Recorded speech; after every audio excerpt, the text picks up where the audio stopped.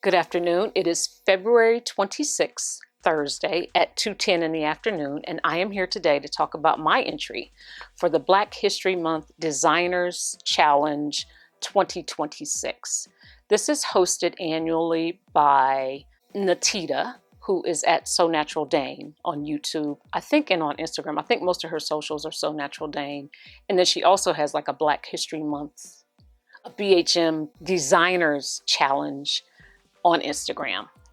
Okay, hope I got that right. I participated last year, and this is redemption.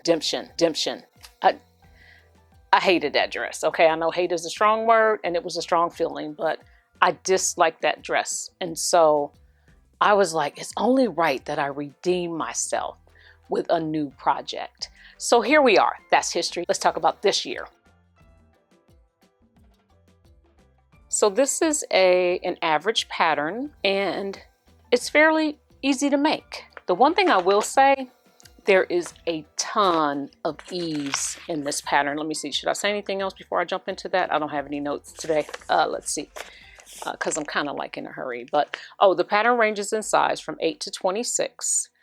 And there are really two pieces to this to this pattern. So this shirt dress kind of takes over, but really there's like a tank dress.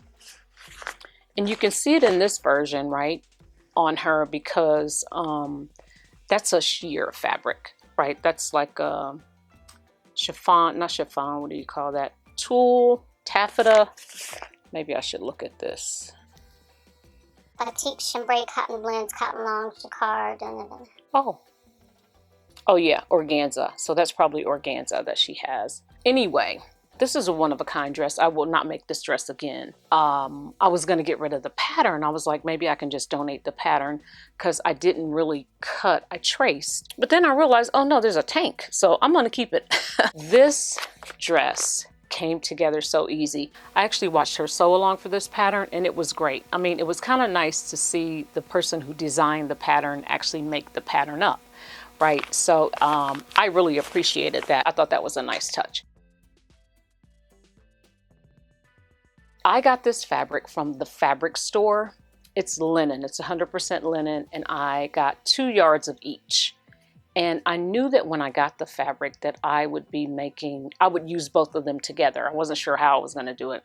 I was thinking more of a pants and a shirt. And I got this fabric in the mail about 2 weeks before I put my own fabric up for sale. It's a really nice linen fabric. Now, promise me you won't look at any. I still have to clip a couple strings, but my goal was to get it photographed and entered, right? Because I made it, so I might as well do that. So please pardon any strings or anything that you see. I made a size 10. I could have made a size 8, but it's been so long since I made a size 8, my mental was like, no. But based on the measurements, I could have clearly gotten away with a size 8. So for the size 10, bust is 47. Waist, we don't have a waist measurement. And then hip is, that doesn't make sense. Hip is a 35? No, hold on. I'm reading something wrong, so let me just go to the pattern. Okay, here. So here is the, it's somewhat of some odd shape, right? Size 8 bust is 46 inches, right? But I made a size 10, which is 47 inches, right? And then the waist on a size 8 is 57 inches wide. On a 10 is 58, right? I said, 1 more inch. Let me just go there. And I don't know that there's a hip measurement. I think it would be on this part if it was at all. But that gives you an idea of, maybe it's on, no, that is this one. Yeah, I would think it would be on this one, right? The green part, because it's right here. It's not there, but let me see if it's on here. Finished garment measurements, hip. Yeah, it only gives hip for the tank dress. So there is a ton of ease. So believe the pattern measurements on the tissue when you see, what they are, because there's a ton of ease in it. There are 10 pieces to the dress. So the yoke front is the white part that you see here. The upper front is the green part that you see right here. The upper back is the green part that you see there.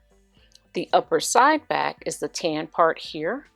The lower front is tan. The lower back is green. The front band is green. The neck band is green on my dress. The sleeve is white and the sleeve band is green. I love this front yoke. I love the length of the sleeves. Gotcha. I really like the style of the dress. For me and my personal preference, it's a little too wide. You know what I mean? I don't mind the ease that much, but the, how can I say it? It's just, I'm short, right? And I just need it to be a little more closer to my body, is what I'm saying. It really didn't take that long to make the dress because, you know, I can't sew all day long every day.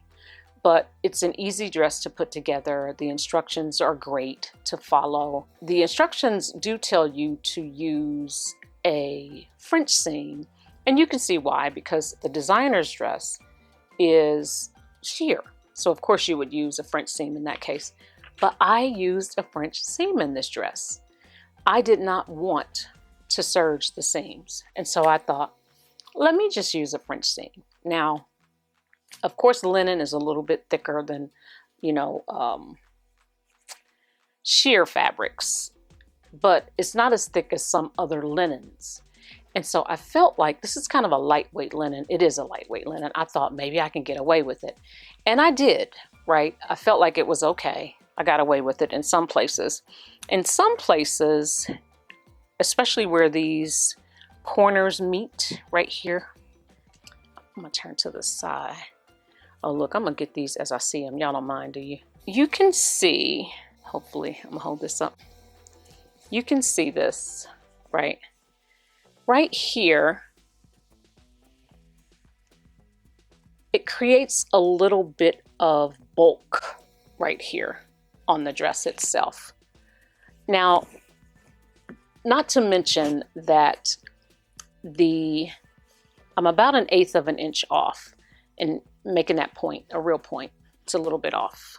But there are certain parts of the dress that I can tell, you know, the French seam kind of made it a little bulky, right?